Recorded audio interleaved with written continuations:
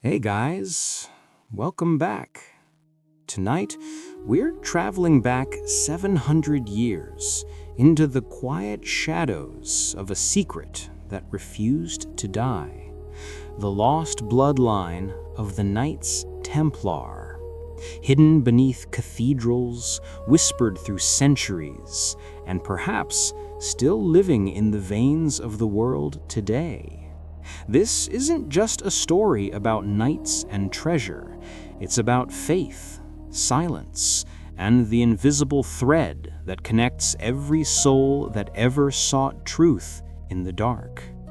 So before you get comfortable, take a gentle moment to like this video and subscribe, but only if these deep sleep history stories help you find peace, sleep better, or simply reflect on our shared journey through time. Now, close your eyes, feel the centuries breathe again, and let's uncover the Templar secret, 700 years hidden in the dark. The year was 1119. Jerusalem stood beneath a silver dawn, its streets empty except for the soft echo of boots on ancient stones. 8 knights moved in silence through the holy city, their white mantles marked with crimson crosses that caught the first light of day. They were not mere soldiers, they were chosen. Each carried a vow heavier than his sword, a promise whispered not to men, but to something far older than any kingdom. The Templars, the Order of the Temple. But their secret was never about the temple itself. It lived within them, in their blood. In that moment, as the city yawned awake beneath the desert sun, the first thread of a 7th-century mystery was spun. Some said they were descendants of Solomon's guardians, men who once protected the Ark of the Covenant. Others whispered they were heirs of a sacred lineage, the keepers of a divine spark carried through the ages. No one could prove it, no one could disprove it.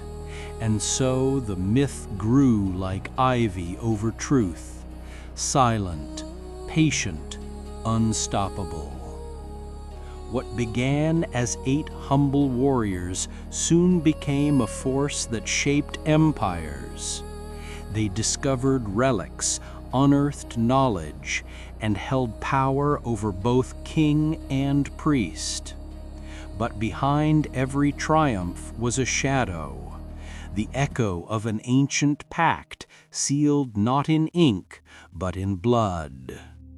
And as centuries turned, that bloodline would move unseen through history, steering destiny while hiding in plain sight.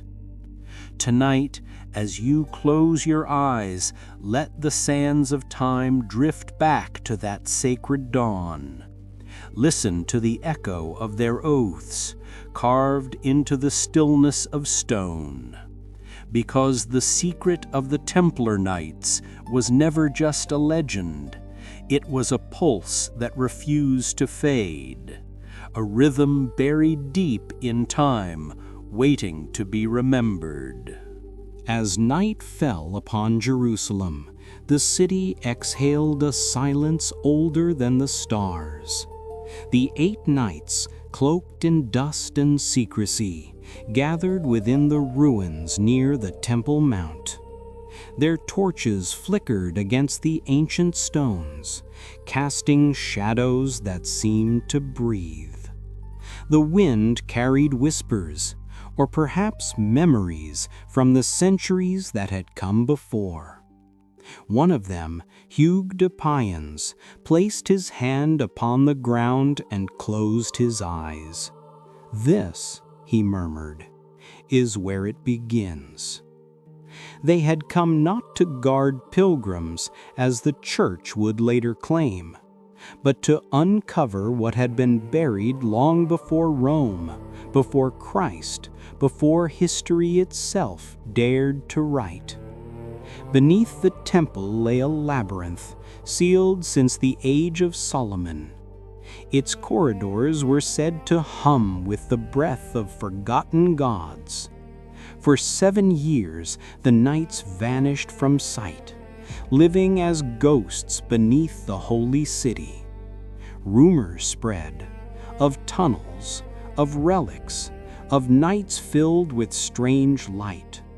Some said they had found the Ark of the Covenant. Others swore they discovered something greater, knowledge that could turn faith into power and man into more than mortal. The church remained silent. The kings looked away. But whispers spread across continents, of letters written in blood, of circles drawn in salt, of a brotherhood that no longer prayed to heaven, but to something that dwelled within. When the 8 emerged once more, their eyes were not the same. They spoke little, but the air around them changed. Their order grew, from 8 to hundreds, then thousands. Castles rose under their banner. Gold flowed through their hands like river water. Yet no treasure compared to what they carried unseen. A lineage, a code, a secret that could ignite or destroy the world. It was said that within their private chambers they preserved relics not of saints, but of bloodlines, sealed vials, ancient scrolls, fragments of prophecy. Some whispered of a child born from a union sanctified by mystery, the living proof of divine heritage. Others dismissed it as blasphemy. But those who looked into the Templars' eyes too long often claimed to see something else, not madness, but memory. The memory of something sacred, ancient, and terrifyingly human. In the stillness of those hidden tunnels, they had found not gold, but origin. And that was far more dangerous, because knowledge of origin is the key to destiny. And destiny, once awakened, cannot sleep again. Centuries later, the story of those 8 knights would drift through Europe like a dream half-remembered. Their order had become a fortress of faith and wealth, stretching from the deserts of the Holy Land to the icy edges of Scotland. Kings owed them gold, popes feared their silence, and peasants whispered their name as both prayer and curse. Yet the deeper secret, the one that began beneath the temple, never died. It moved quietly through veins and vows, from father to son, from brother to brother. The blood of the Templars was not a symbol, it was a lineage. Some claimed that within that blood flowed remnants of something divine, not in the sense of miracles, but in memory. Memory of an ancient knowledge, a code of light hidden inside flesh. When the order fell in 1307, and the fires of betrayal consumed their Grand Master Jacques de Molay, many believed the Templar story ended. But fire does not destroy blood, it purifies it. And so, as smoke curled over the Seine, others escaped, carrying not gold, not relics, but a fragment of the secret that began 700 years before. They vanished into mountains, across seas, into monasteries that forgot their names. Yet, from time to time, a symbol would resurface, carved into stone, etched into manuscripts, burned into wax seals, the cross within a circle, the mark of those who remembered. Historians searched for their treasure, priests searched for their heresy. Few understood that the true inheritance was not buried in earth, but walking among men. The bloodline lived, diluted, scattered, but alive. Some of its bearers became scholars, others kings, some forgotten entirely.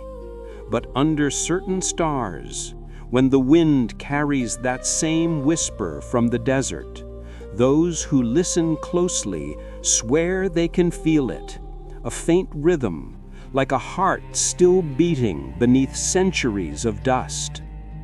The Templar bloodline was never about power. It was about preservation of an idea too dangerous for its time, that humanity once touched the divine not through conquest, but through understanding, through stillness, through silence, and that the ones who knew guarded that truth with their very lives. Tonight, as you lie between waking and dream, imagine their torches flickering once more in the tunnels beneath Jerusalem. Hear the echo of their vow, the quiet breath of a lineage that remembers. For 700 years their secret slept, not buried, but waiting in the pulse of time itself. They say blood remembers.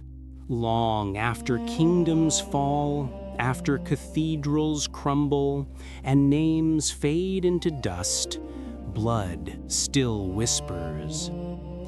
The Templar blood was said to carry something that could not be killed, not by sword, nor by flame, nor by time. Those who knew their secret spoke in hushed tones, not out of fear, but out of reverence. For within that lineage, it was believed, flowed the living echo of divinity. Some whispered that the Templars bore the blood of Christ himself, a thread preserved through Mary Magdalene, hidden within generations of silence and shadow. Others believed they descended from the house of David, carrying within their veins the covenant between heaven and earth. Whichever tale you choose, both lead to the same place, a truth too radiant for the age that tried to contain it. Imagine for a moment the deserts of the Holy Land centuries ago, a place where faith and empire bled into each other. The Templars walked there not only as warriors, but as seekers, protectors of something that was never gold. In the stillness of their nightly prayers, they felt it, a pulse older than their own hearts, a calling beyond conquest. Perhaps that was why kings envied them and popes feared them, because men who are bound by gold can be bought, but men bound by blood obey only what calls from within. The Church had built its foundation on divine authority, but what if that authority could be traced through flesh and time to a living lineage? What if the divine right to rule, to interpret heaven itself, no longer belonged to the throne or the altar, but to those who carried that sacred blood? That question alone was enough to tremble empires. So the whispers spread, not from enemy to enemy, but from heart to heart, in taverns, in monasteries, in the secret corridors of castles. Men spoke of a bloodline hidden from history, guarded by those who once knelt at the temple's shadow. And somewhere in the candlelight of those endless nights, a truth began to take shape, that maybe salvation was never written in stone or scripture, but in blood that remembers. The church had always feared what it could not control. It ruled through faith, through ritual, through the quiet power of belief. But belief is fragile, and when belief begins to belong to blood, to lineage, to something that breathes and walks among men, the throne of heaven trembles.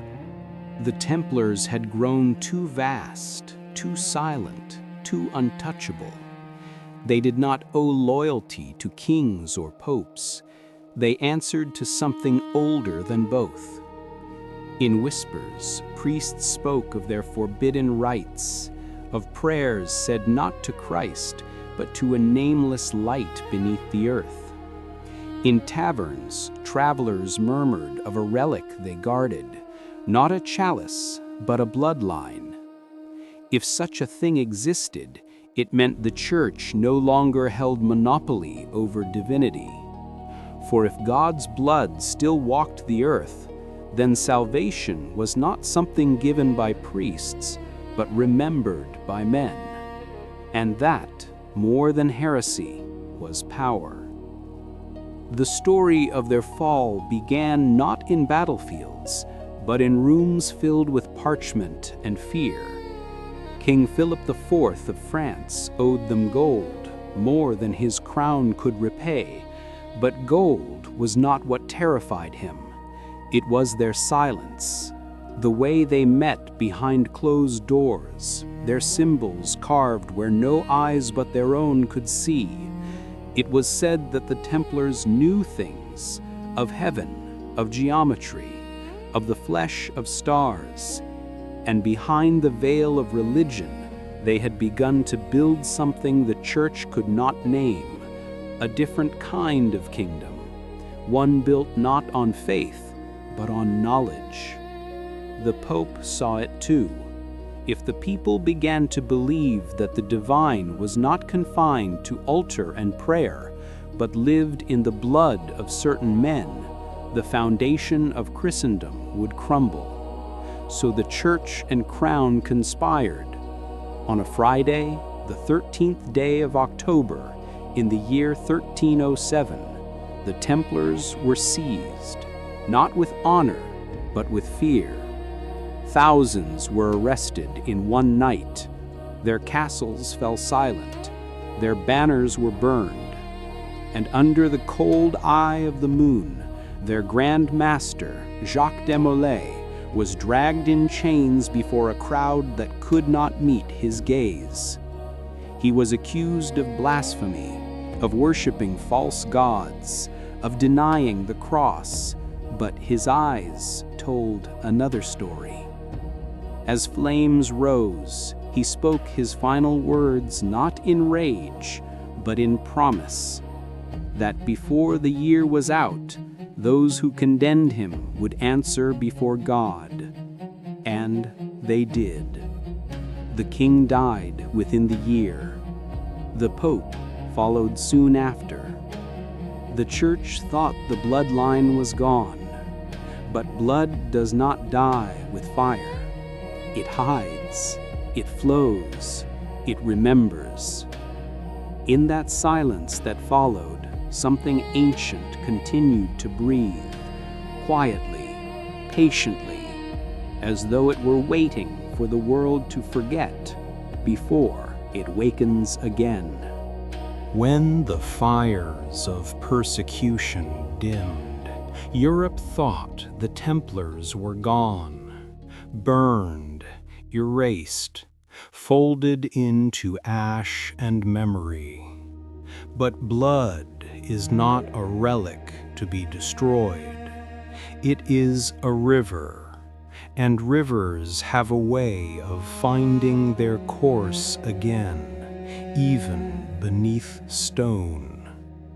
Some of those who escaped the night of betrayal fled north, across forests and seas, seeking refuge in lands where the church's shadow grew thin. Scotland became their sanctuary. There, among mist and heather, they rebuilt not an army, but a lineage. Their descendants blended with noble families, Sinclair, St. Clair, the names that would one day be whispered in the same breath as the Grail. In old manuscripts, one can find faint references to a sang real, the royal blood, later mistranslated as San Braal, the Holy Grail. Perhaps it was never a cup, but a family. Perhaps the treasure they guarded was not gold, but genes. And somewhere in that lineage, protected by silence and time, the Templar bloodline continued to flow. In the centuries that followed, Europe changed its clothes, but not its heart. Empires rose, monarchs ruled, revolutions came, yet traces of the same blood surfaced quietly.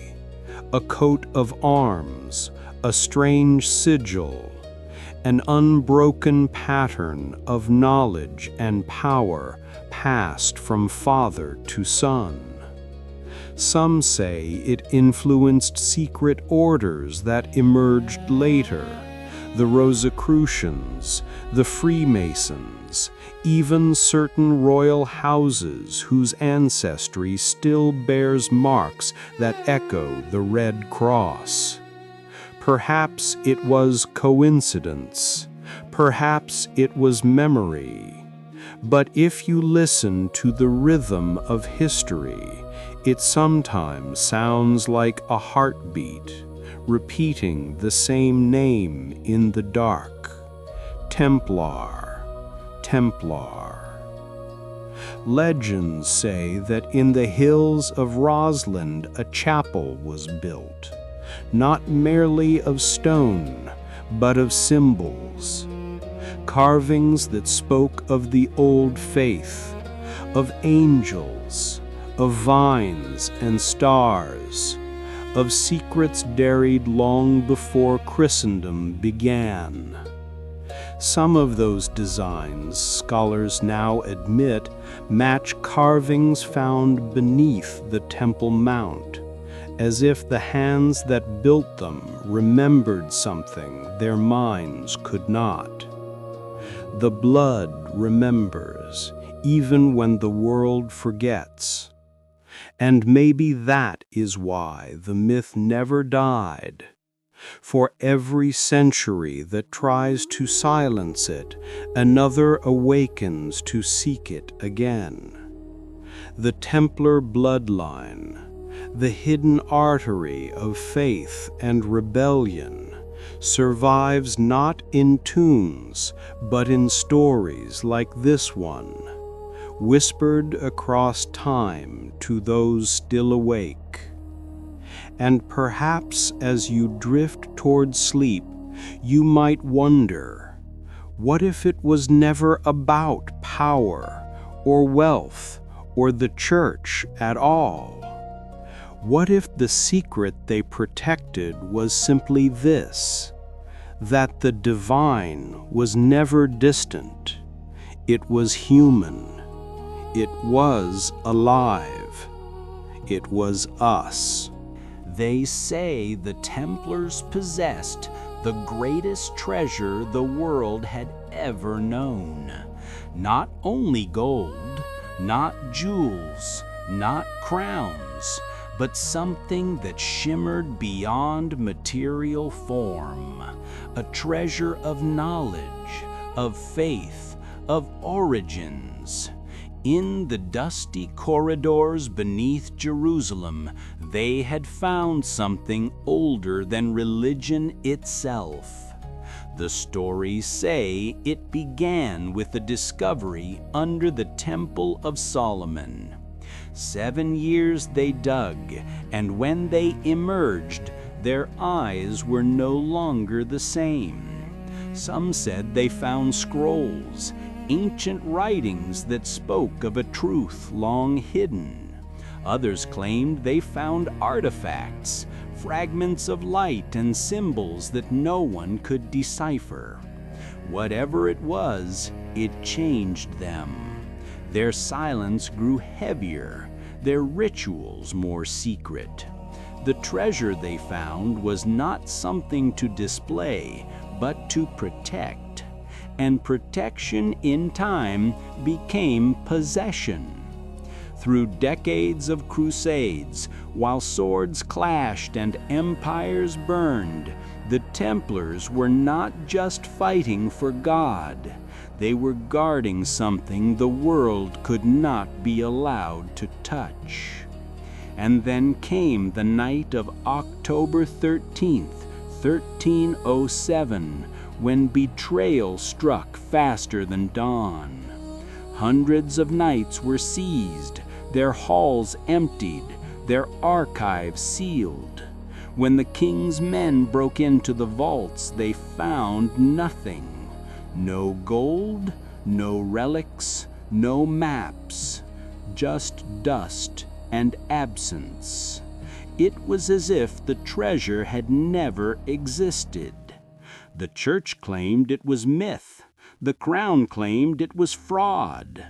But deep down, both feared the same possibility, that the treasure was gone because it had been moved, hidden, carried by those who knew the tunnels, who vanished before the first torch was lit. From that day forward, Europe searched for what it could not name. From the coasts of France to the mountains of Portugal, from the cathedrals of Spain to the fjords of Norway, legend spoke of ships sailing at midnight, filled with sealed chests and silent men. Some say they sailed west, beyond maps, into the mist, carrying with them the last trace of a secret the world was never meant to hold. The treasure of the Templars, or perhaps the treasure of humanity itself. For centuries, kings searched for it, popes dreamed of it, and scholars wrote about it in ink and obsession. The Templar treasure, the great enigma that refused to reveal its form. Yet those who followed the trail soon learned that what they were seeking could not glitter under torchlight. The treasure was not made of gold, it was made of knowing. The scrolls found beneath the Temple of Solomon were said to hold maps not of lands, but of stars, patterns of creation written before men learned to count the heavens. There were rumors of tablets inscribed with words that spoke of balance between flesh and spirit, between heaven and the world below. And hidden among them, perhaps, were records of lineages, names erased from history, yet alive in the blood of those who guarded them. The Templars understood that the true wealth of man lies not in what he owns, but in what he remembers. They guarded knowledge of geometry, of healing, of energy drawn from the earth itself.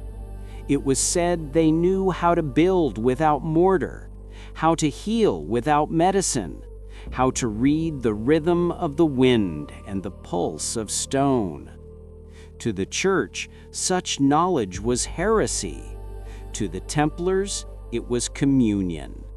For them, God was not a distant figure in the sky, but the pattern that lived in all things, the divine blueprint of creation itself. That was the treasure, and that was why it had to be hidden. Because power built on faith could not coexist with power built on truth. When Jacques de Molay fell to fire, the treasure did not fall with him. It was already beyond reach, divided, concealed, encrypted in symbols, in architecture, in bloodlines. Some say the cathedrals of Europe, Notre Dame, Chartres, Roslin, were not just houses of worship, but vaults of knowledge, each arch and column coated with the same sacred geometry once guarded beneath the temple. The treasure was never lost. It was disguised, hidden in plain sight, humming softly through art, through numbers, through breath and rhythm. And though centuries have passed, every so often someone feels it, standing beneath a vaulted dome or tracing their hand along cold stone, that strange pulse, that quiet recognition, as if something ancient stirs within. Maybe that is how the treasure survives, not buried in earth, but awakened in the minds of those who listen. And tonight, as you listen, as your thoughts slow like sand in an hourglass, perhaps you can feel it too, that faint vibration between history and dream, the treasure that wasn't gold, but memory itself. As centuries drifted by, the world forgot the faces of the Templars, but not their shadow. Their name became myth, their symbol a rumor, yet the echo of their secret moved quietly through time. Perhaps the treasure they guarded was never meant to be found, because it was never lost. It simply changed form, from stone to mind, from mind to soul, the inheritance of light. Those who carried fragments of that light began to appear in strange places, in art, in science, in the way cathedrals breathed with sacred geometry. Builders who never spoke of their teachers carved patterns that mirrored the stars. Painters hid numbers in halos. Composers folded proportions into their music so precise that cathedrals seemed to sing when the wind passed through them. These were not coincidences. They were memories, memories of those who remembered the code of creation. It was said that the Templars had once believed that true worship was understanding, that to study the laws of the world was to study the handwriting of God. And so long after their order fell, their belief continued. In every mathematician who saw beauty in a circle, in every artist who found divinity in symmetry, in every philosopher who sought truth not in dogma but in stillness. That was the treasure's final disguise, light scattered so finely that it could never again be seized or burned, knowledge hidden not in vaults but in people.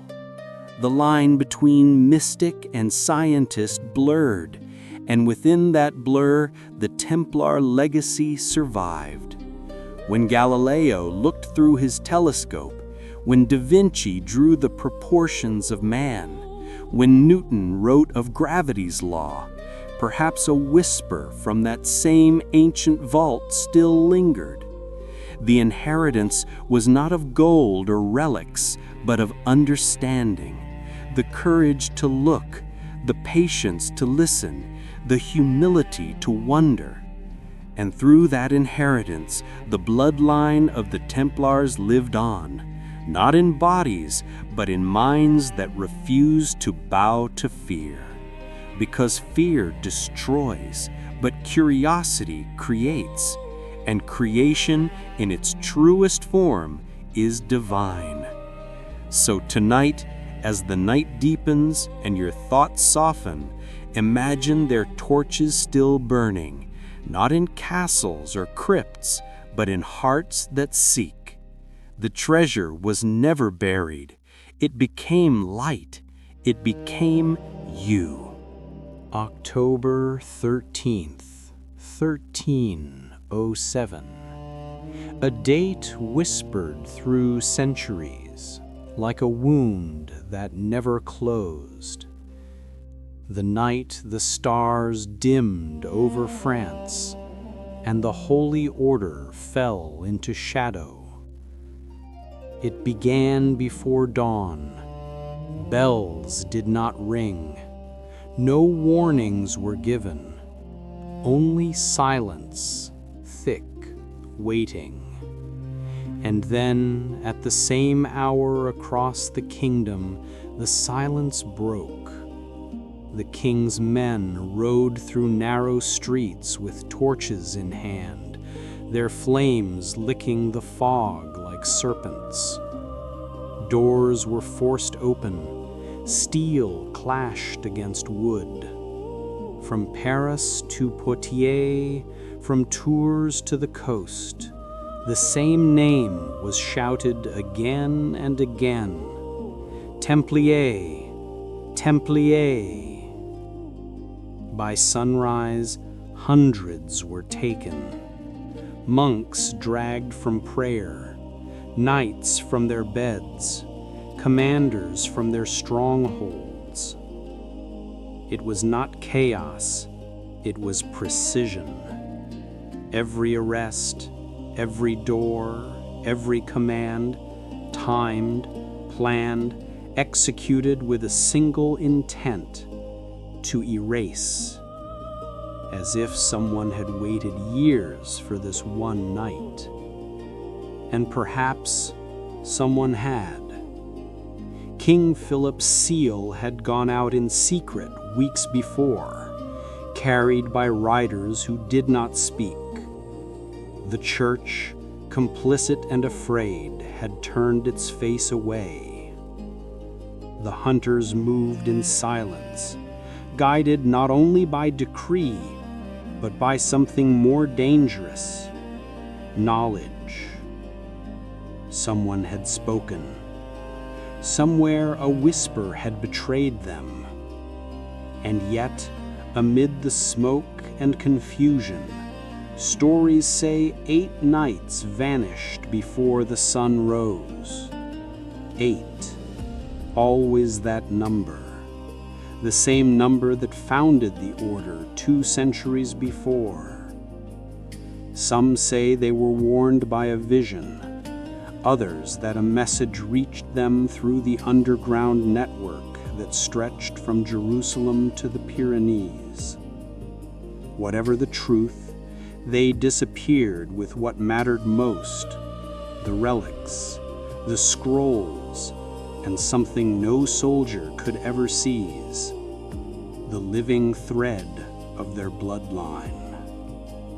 That night, as their brothers burned or bled, those 8 carried the heartbeat of a 700-year secret into the dark.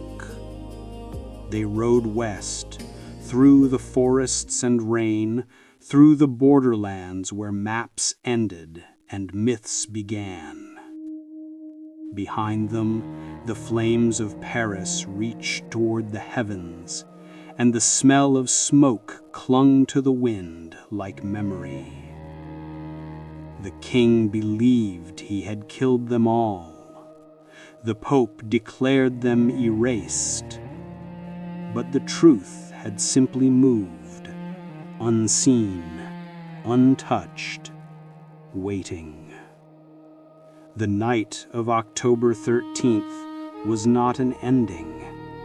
It was an opening, a door through which the past escaped and history forgot to follow. They rode through the dark like phantoms, 8 figures cloaked in ash and rain, their white mantles stained with the smoke of burning brothers. Behind them, Paris bled light into the clouds. Ahead, only silence waited. The roads were mud and fear. Every innkeeper, every passerby could be a spy. Yet they moved without hesitation, bound by a purpose older than survival. Each of them carried something, a fragment, a page, a vial, a memory, the remnants of what the world could never be allowed to lose. They spoke little. Words felt too heavy, and the night too fragile to hold them. They rode west, following rivers instead of roads, using the moon as their compass and prayer as their armor. Some say their horses' hooves made no sound, that the rain bent around them like a veil. For 7 nights they rode, stopping only to rest in ruins, to whisper the old oaths that still tied them to one another. The youngest of them, barely 20, carried a chest no larger than a loaf of bread, bound in iron, locked with 7 seals. No one asked what was inside. Some things were safer not to know. One by one, their torches died. The world grew smaller, swallowed by mist and doubt. But still they pressed on, because to stop was to die, and to die was to let the light go out forever. On the 8th night, they reached the coast, a lonely stretch of gray sea and black cliffs. There, hidden in a cove, waited a ship. Its sails were dark, its flag unmarked. The captain was said to be one of their own, a Templar turned mariner, who had sailed under no banner for years, waiting for this very moment. Under the cover of the storm, the 8 knights loaded their cargo, the chest, the scrolls, the relics, the fragments of faith, and one by one they disappeared into the fog. Some say they sailed north to Scotland, where the church's reach could not find them. Others say they went further still, across the ocean toward a world not yet mapped. The ship was never seen again, but from that night forward, strange symbols began to appear, carved on stones in distant lands, drawn in ink that never faded, etched into the corners of churches built by unknown hands. Wherever those signs appeared, whispers followed. They are still here. And so the story of the 8 became a new beginning, the Bloodline reborn in exile, the guardians of a treasure that was no longer gold, but light. When the storm finally passed and dawn came pale and slow over the horizon, The ship was gone. The sea had swallowed every trace of it. No mast, no sail, no echo of men. To the world, they were lost. To history, they were erased. But history often forgets what memory keeps. In the north, in the cold green hills of Scotland, whispers began to stir decades later. Villagers spoke of strangers who built chapels without speaking, who paid with silver coins no one had ever seen. Their leader was said to wear a red cross hidden beneath his cloak, and when he prayed, even the wind grew still. These men came with knowledge of architecture, of navigation, of medicine, skills that seemed to bloom from nowhere, and wherever they settled, prosperity followed, quiet and steady, like roots growing under stone. In Rossland, they built a chapel that defied time, carved with vines and stars, angels and codes no one could read. The walls seemed to hum when touched, as if remembering a song from a world long buried. Scholars would later find that its patterns aligned with constellations, that its geometry mirrored the Temple of Solomon.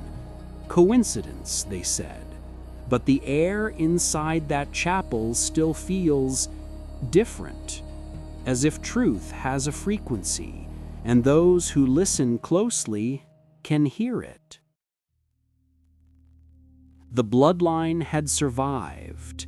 It no longer wore armor or carried swords. It lived through generations that taught without writing, healed without claiming, believed without kneeling. From Scotland, the lineage spread to Portugal, to Spain, to hidden valleys in the Alps where maps forgot to reach. The Templar ships that escaped France were said to have merged with the fleets of explorers, sailing further west into the endless sea. Some believe they carried not treasure, but blueprints for cathedrals, for fortresses, for entire philosophies of balance and light. Wherever they went, a familiar symbol appeared, the red cross within the circle, carved discreetly, almost tenderly, as if marking a promise kept. And always, behind it, the same quiet oath. Non nobis domine, non nobis, sed nomine tuo da gloriam. Not unto us, O Lord, but to your name give glory. Centuries would pass, and those words would fade from tongues, but not from memory. The bloodline endured, not because of power, but because of purpose, to guard the link between heaven and earth, to keep alive the idea that divinity once walked among men, not as ruler, but as reflection. In exile, they learned what even kings could not, that faith survives best in silence, that truth, when buried, grows roots, and that light, when scattered, finds its way back through generations, through hearts that still listen. So tonight, if you close your eyes and the sound of the sea begins to fade, imagine that ship again, its sails ghost white, gliding into mist. The 8 are gone, but their legacy still sails, unseen, across time, not in the waters of the world, but in the blood of those who remember. 7 centuries have passed. 700 winters and springs, and yet the blood still moves, quietly, invisibly, as though it has learned the rhythm of time itself. What began beneath the stones of Jerusalem now breathes across oceans in cities that never knew their name. The Templar bloodline did not die, it adapted. It slipped beneath crowns and titles, beneath the noise of kings and wars. It became merchants who built empires not of faith, but of trade.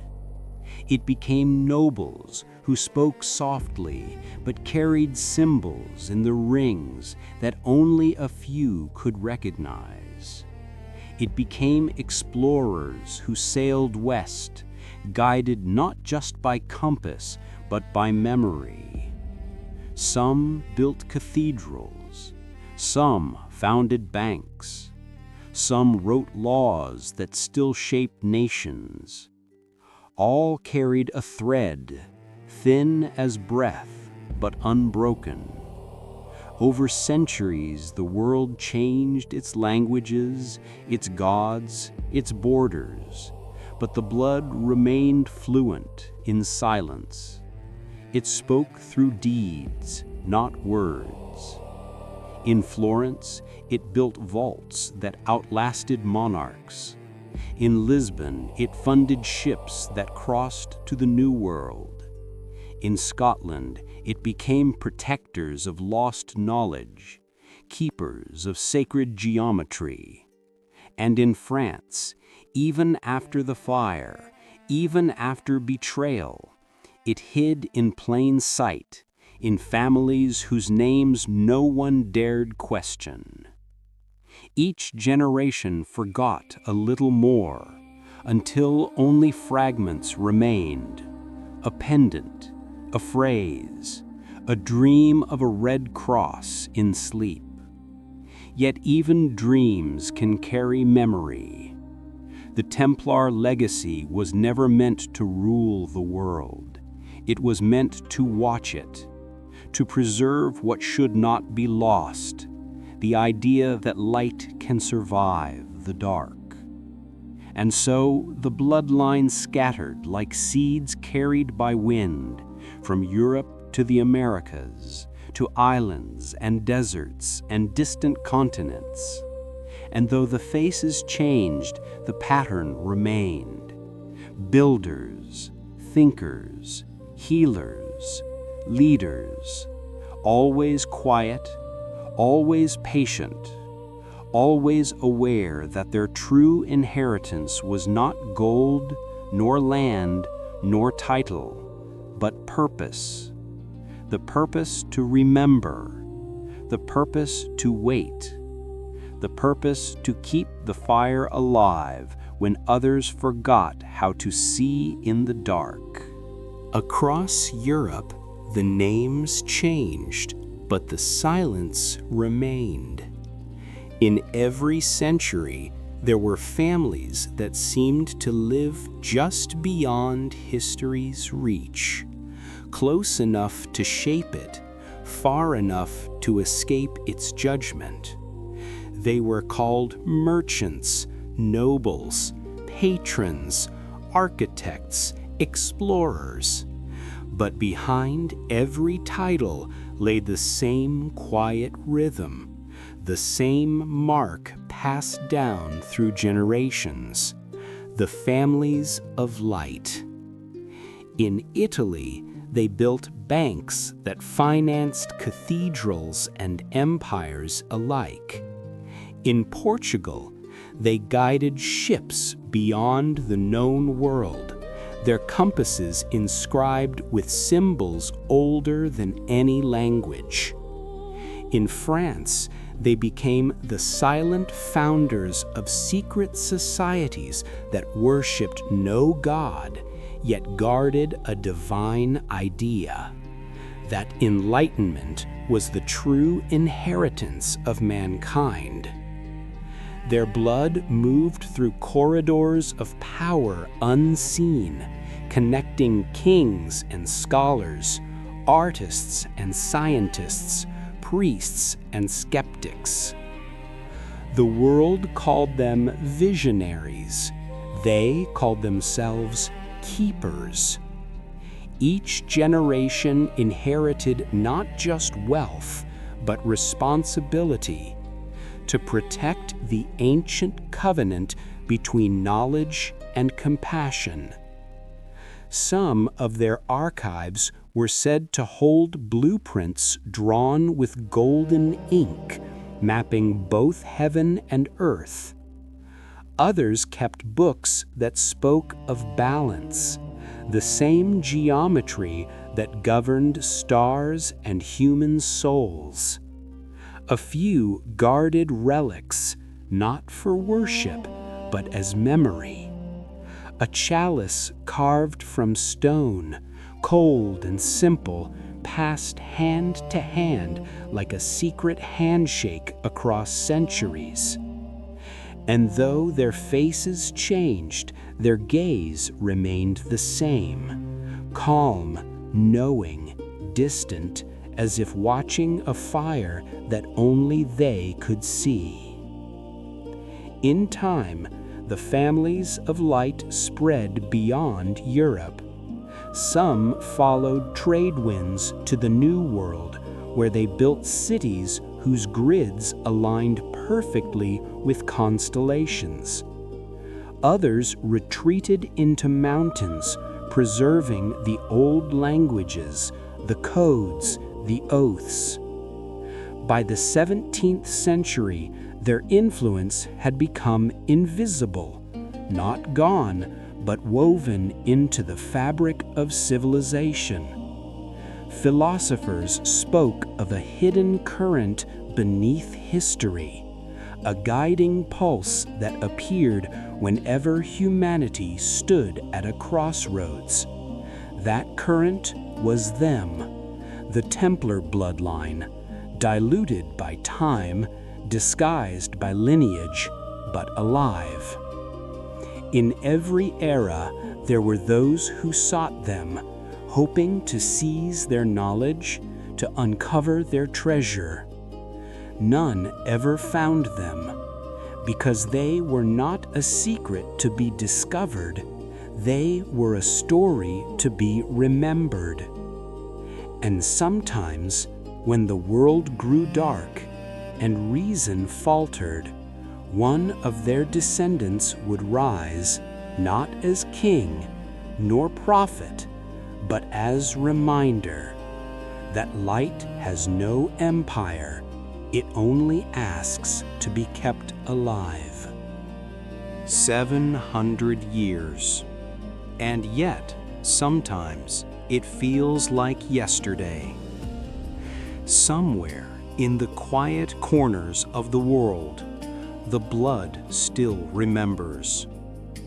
Not in palaces or cathedrals, not in the names carved on marble, but in the smallest gestures, in the patience of a craftsman shaping wood, in the gaze of a child staring at the stars, in the kindness of a stranger who chooses compassion over pride. These are the modern heirs of a legacy they do not know they carry. The Templar bloodline no longer wears armor. It breathes through ordinary lives, through people who build, who heal, who seek truth even when no one is watching. It has no need for banners now, no orders or ceremonies. The secret has learned a gentler language, the language of conscience. There are whispers that some families still keep fragments of the old creed, carved initials on doorframes, symbols hidden in paintings, melodies that echo the old prayers. But perhaps the real relic is not a thing at all. Perhaps it is a memory folded into the soul of humankind, a collective heartbeat that still answers the same call: to protect what is sacred, to build what endures, to see the divine in the simple. In the modern world, where the noise of machines has replaced the silence of stars, the old vows take new shapes. A scientist searching for the origins of life, an artist painting light, a teacher awakening wonder. They are all part of it. They may never speak the word Templar, yet their hearts keep the same rhythm. For the essence of that lineage was never about the sword. It was about service, the quiet kind that leaves no trace, yet changes everything it touches. And maybe that is how the secret survives, not as a story of men, but as an instinct of the soul. Somewhere tonight, as cities sleep, someone will look up at the night sky and feel it, that subtle hum, that pull between what is above and what is within. They won't know why, but for a moment they'll understand. The same understanding that once guided 8 nights through the dark. The same knowing that light, once born, never truly dies. It only travels from heart to heart, from dream to dream, until the world remembers again. They say symbols never die. They only change their shape, shifting from stone to ink, from hands to hearts. And if you know how to see, if you know how to listen, you'll find them still. The marks of the Templar bloodline, etched softly into the skin of our modern world. In Paris, where their story once began, an old coin was unearthed near the sign. On its surface, worn by centuries, was a cross within a circle, the same geometry that adorned their banners 700 years ago. Some dismissed it as coincidence. Others whispered that the coin was never lost, only waiting to be found again when the time was right. Across Europe, the same patterns reappeared, carved above cathedral doors, hidden in the angles of bridges, disguised as decoration in stone facades, circles within triangles, suns inside stars, geometry that felt deliberate, almost knowing. And then, far from the lands of their birth, the symbols traveled further, to London, where the design of the old temple church still mirrors the proportions of the Holy Sepulchre, to Washington, where the streets, when seen from the air, form a layout few ever notice, lines converging in the shape of the Templar cross, stretching from the Capitol to the White House. Was it an accident of architecture, or something older guiding the hands that drew the plans? Historians debate, artists smile, but the stones remain silent, and the silence feels intentional. Because these marks were never meant to be shouted, they were meant to be remembered. The Renaissance carried their symbols too, painted softly into halos, hidden in folds of robes, reflected in the gaze of saints and scholars. Leonardo sketched them in the margins of his notebooks, not as devotion, but as dialogue. He saw in geometry the same sacred proportion the Templars once guarded beneath Jerusalem's stones, the same truth whispered through numbers, through symmetry, through the quiet beauty of precision. It is said that those who carried the bloodline used art and architecture not to display power, but to preserve memory. Every pillar, every fresco, every curve of marble became a form of language, a coded hymn that only the patient could read. And through those lines and lights, they left their message. We are still here. Perhaps that is the real treasure, not gold hidden in vaults, but knowledge scattered through design. Knowledge you can touch, if only you look slowly enough. Because the Templar symbols were never meant to be seen quickly. They revealed themselves only to those who move through the world with reverence, to those who understand that even a shadow can carry a signature. There is a language older than words. It speaks through proportion, through shadow, through the meeting of light and stone. The Templars called it ratio divina, the divine ratio. Others later named it the golden mean, the sacred geometry, the pattern through which God built the world. To the untrained eye, it is only symmetry. To those who remember, it is scripture written without ink. In Florence, the walls of Brunelleschi's domes hum with it, the same ratio that governs the spiral of seashells and the orbit of planets. In Rome, it hides beneath the frescoes of Raphael, whispering through balance and line.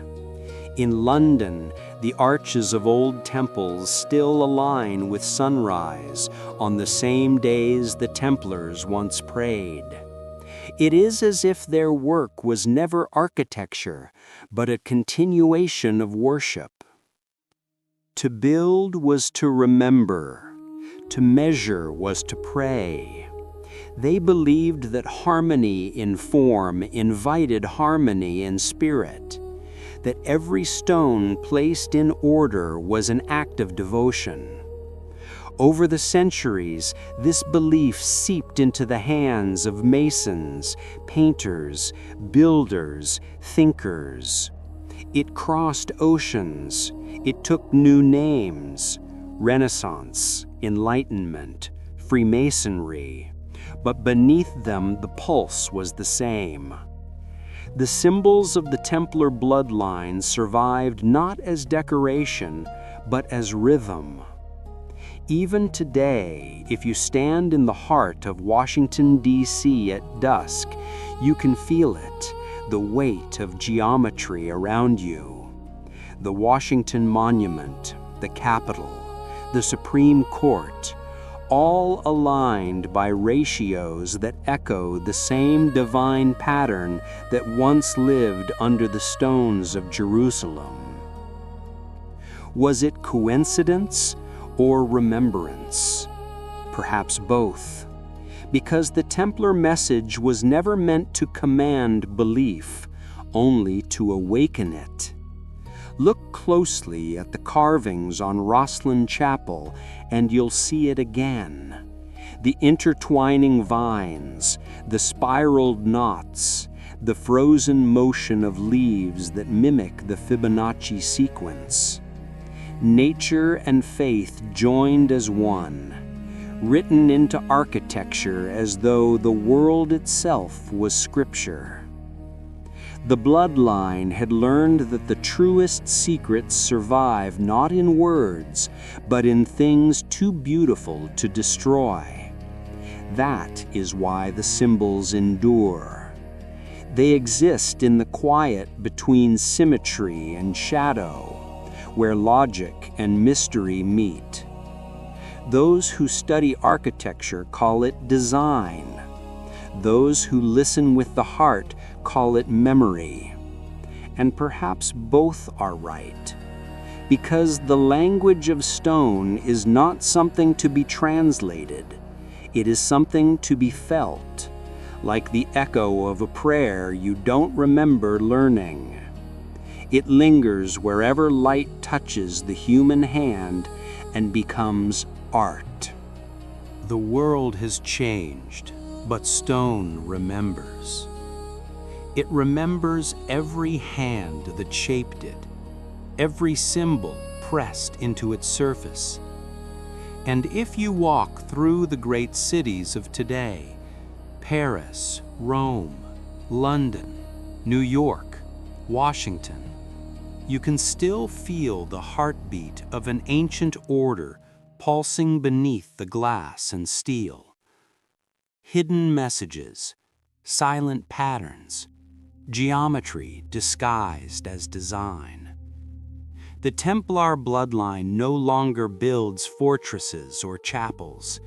It builds symbols that breathe in plain sight. Look at the facades of the old banks in Paris. The arches curve in the exact ratio of the divine mean. In London, the obelisks align perfectly with sunrise on the equinox. In New York, the Rockefeller Center's Art Deco designs hide the same compass and cross motif that once marked the walls of Rosslyn Chapel. And in Washington, D.C., even the National Mall whispers, its layout a dialogue between heaven and earth, geometry mirroring the map of the stars above.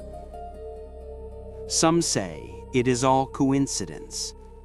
Others say coincidence is the language through which truth hides.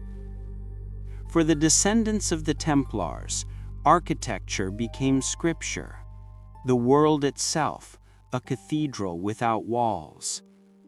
They wrote not in ink, but in proportion, not in words, but in light. Every column, every shadow cast at noon, every intersection of streets that forms an unseen cross, all part of a code the centuries forgot to erase. The Vatican's corridors hold it too, mosaics arranged in numbers that echo the same geometry as the Temple of Solomon. Even the dome of St. Peter's, majestic and perfect, follows the spiral of the divine ratio, the same breath that once guided the builders of Jerusalem. And what about the Louvre Pyramid? Glass and steel, yet built upon the same foundation of symmetry, balance, transcendence. A modern prayer written in light. Architects may deny it, historians may debate it, but the design remains, and design is never innocent. Because somewhere between intent and inspiration lies memory, a memory that outlives its maker. Perhaps that is how the Templar legacy endures in the modern world, not as a secret society, but as an invisible dialogue between art and spirit. When you walk through these cities at night, their lights form constellations, their streets hum with ratios. And if you stand still long enough, you can almost hear it, a language not spoken, but remembered, a geometry of faith that still binds heaven and earth, written not on paper, but into the very bones of our world. The symbols are not gone. They've simply learned to hide in the open. For 7 centuries, silence became their armor. The Templar heirs knew that secrets, once spoken, could be lost, but secrets written into the world could survive forever.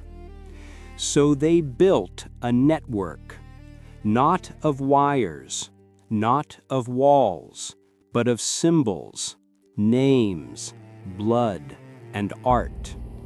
a web of meaning invisible to those who looked too quickly, yet clear as light to the ones who carried memory. It began in the Renaissance, when the world rediscovered beauty, and the heirs rediscovered how to hide in it. A painting was no longer just paint, it was a message. A cathedral was not just stone, it was a cipher. The brush strokes of Raphael, the geometry of Da Vinci, the sonnets of Dante, all carried layers of code, hidden not in what they said, but in what they suggested. To the untrained, they were works of art. To those who knew, they were coordinates, hints, echoes, the threads of a greater map. The heirs called it la rete sacra, the sacred net. Each node of the net was a person, a family, a book, a monument, connected by memory, by trust, by lineage. No king could break it. No war could erase it. It survived plagues, empires, revolutions, adapting, folding, breathing quietly under new names. Some became scholars, others financiers, a few artists.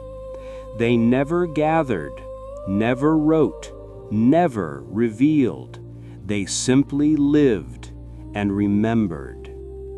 In Florence, one of them was said to have hidden the design of a lost Templar seal inside the floor tiles of a small chapel, invisible unless you stood at the right angle at sunset. In Madrid, a manuscript described a blood geometry, the belief that memory could travel through generations, not as words, but as instinct. And in Paris, a crypt beneath an abandoned monastery held a fresco of 8 figures, the same number that once fled into the storm in 1307. No record explains who painted it or when. Perhaps that was the point, because this system was not meant to be found. It was meant to endure. The sacred network grew not through power, but through patience, one generation at a time, each teaching the next how to listen, how to hide, and how to wait. And so the bloodline survived, not as a dynasty of rulers, but as a chorus of keepers. They say the body remembers what the mind forgets. Perhaps that is why the Templar heirs began to trust flesh more than parchment, blood more than ink. In their eyes, the truest vault was not made of stone. It was made of bone. The idea was simple and yet divine in its audacity, to encode memory within life itself, to turn the bloodline into a living library. For centuries, they had hidden secrets in art and geometry, in manuscripts and cathedrals. But time erodes walls, and flames devour paper. So they turned to something fire could not burn, the human form. It began quietly during the Renaissance, when knowledge of anatomy and alchemy merged. Among the scholars and physicians of Florence and Venice were those who belonged to the hidden lineage. They studied not for medicine alone, but for preservation. They believed that memory could be folded into the very fabric of the body, into traits, instincts, even dreams. That the pattern of a symbol could become a pattern in flesh. That truth could be inherited like eye color or the curve of a hand. And so began the experiment, not of science, but of faith. They called it la carne sacra, the sacred flesh. Through generations, families were carefully joined, not by politics or wealth, but by resonance, by shared instinct, shared temperament, shared memory. Those who dreamed of light, those who built in circles, those who felt peace in symmetry, they were chosen. For the Templar heirs believed that recognition was the first key. Only those who carried the right echo within would ever recognize the message without. The legend says that some of them could sense sacred geometry without seeing it, that their pulse slowed when they stood beneath a perfect dome, that they could hum a note and make a chapel resonate, not by power, but by memory, the memory of what their ancestors built, written quietly into their blood.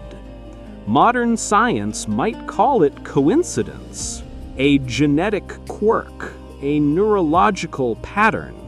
But for the heirs, it was proof that the divine code had survived.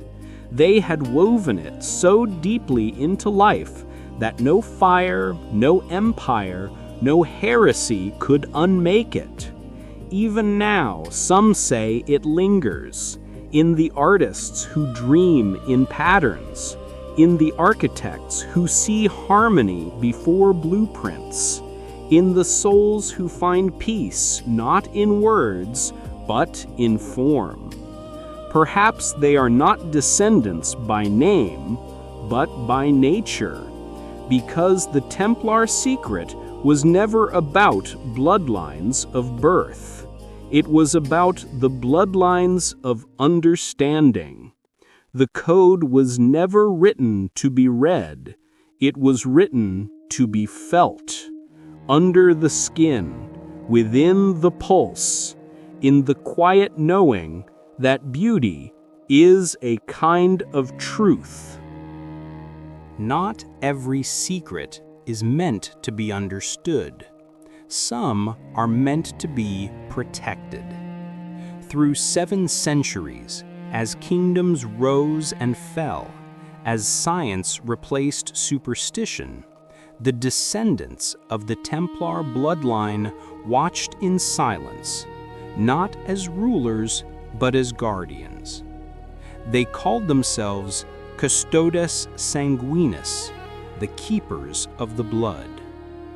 To outsiders, they were ordinary. Families scattered across Europe, later across the oceans, living quietly, blending into every nation, every faith. But within them, something ancient endured.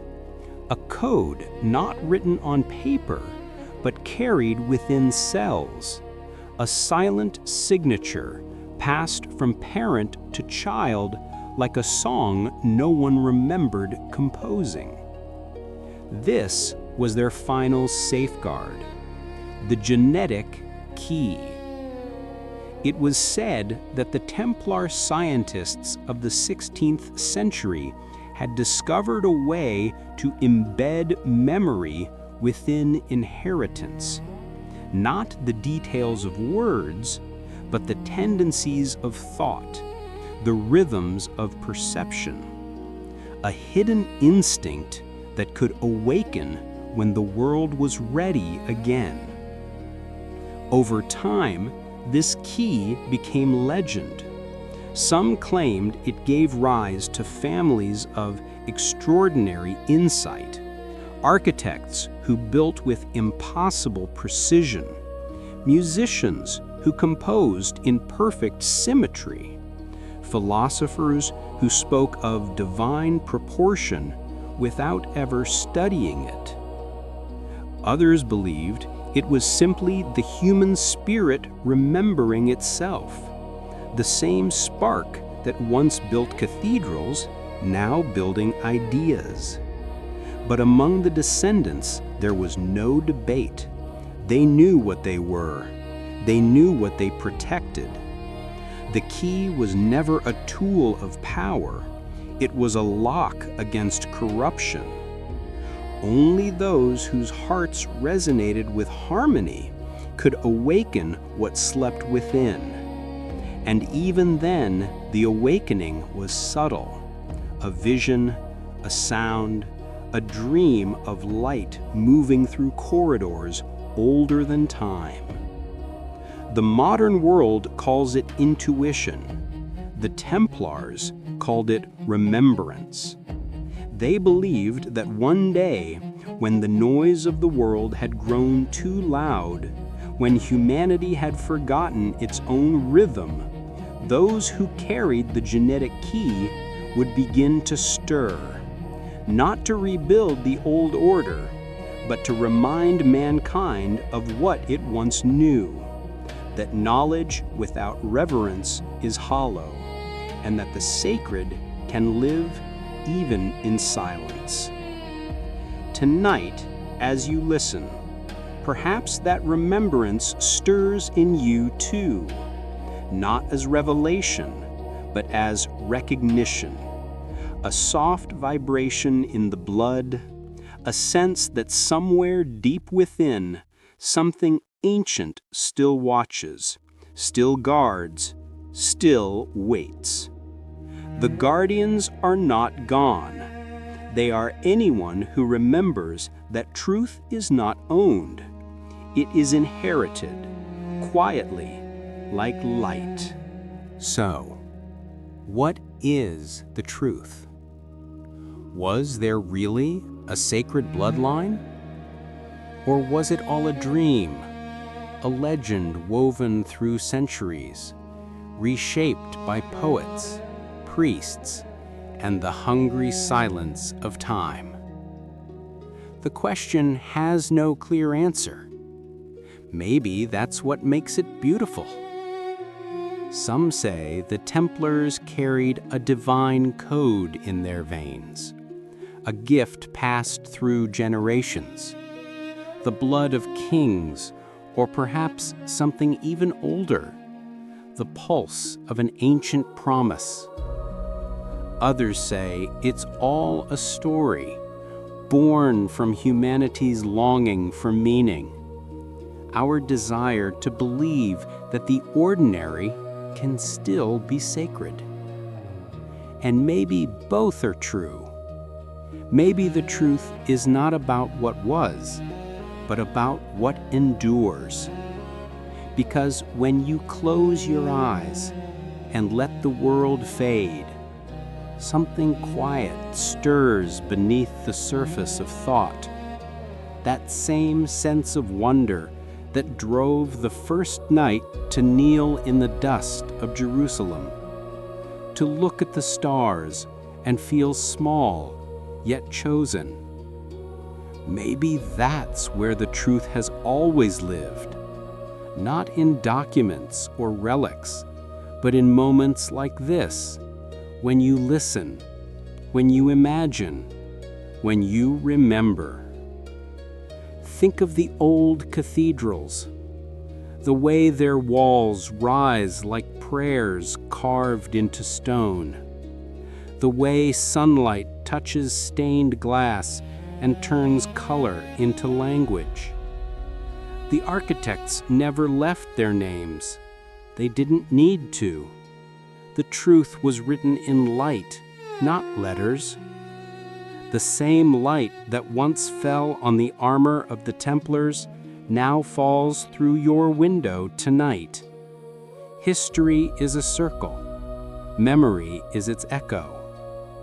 Perhaps that is the real bloodline, not of flesh, but of reverence. The same awe that built the past still lives in the present, carried not by a chosen few, but by everyone who still feels that quiet pull toward something greater. The Templar story, whether true or myth, has never been about proof.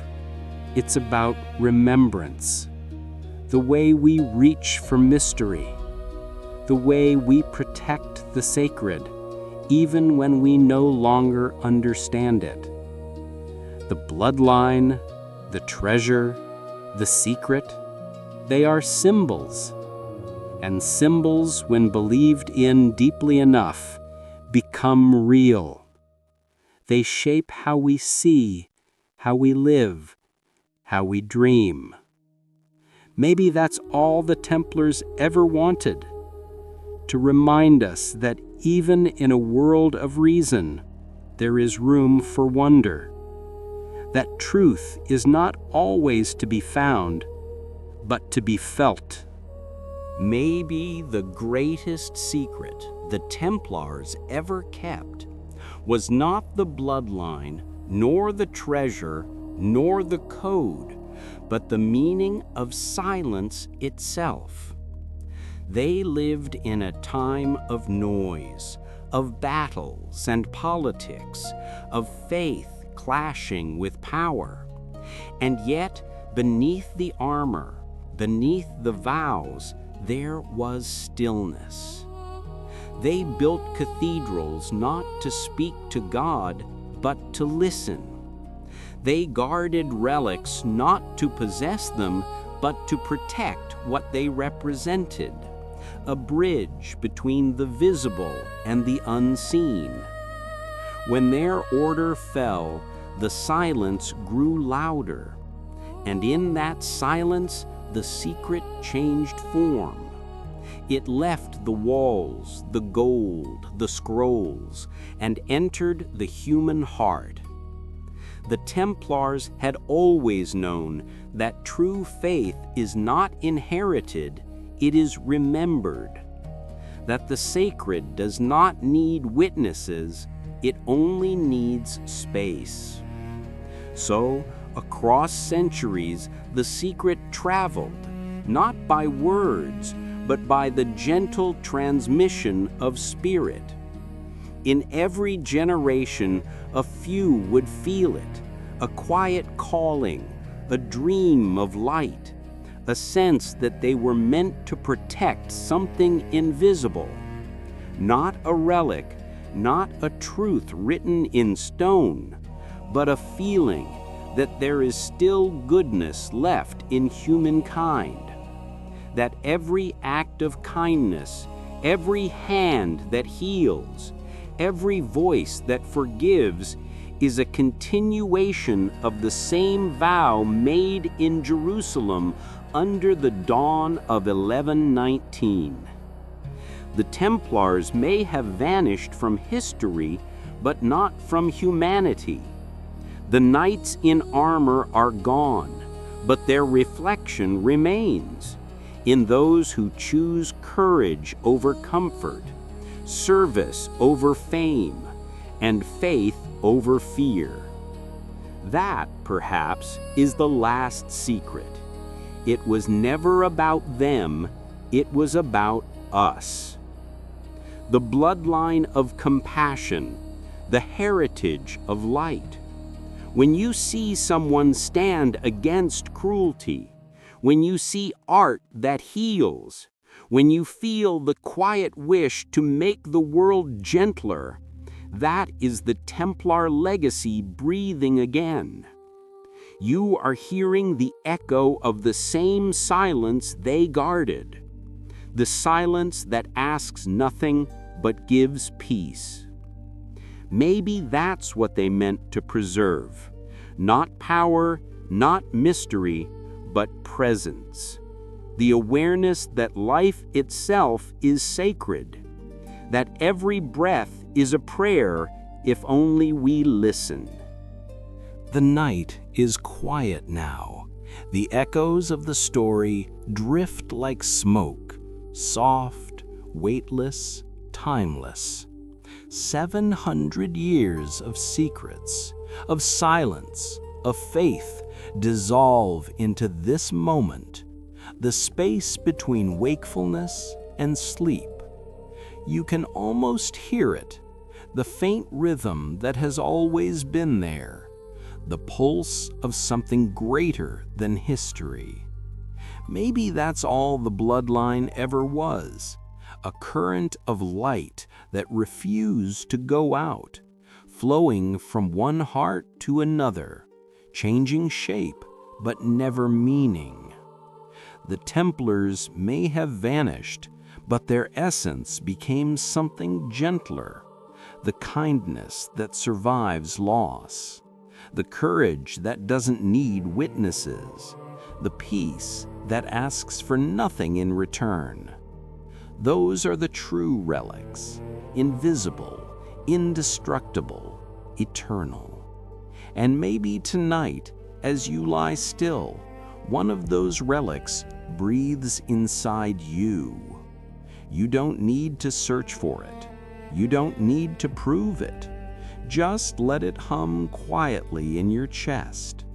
Feel the warmth that rises with every breath, as if some ancient vow, whispered in another lifetime, is still echoing in your blood.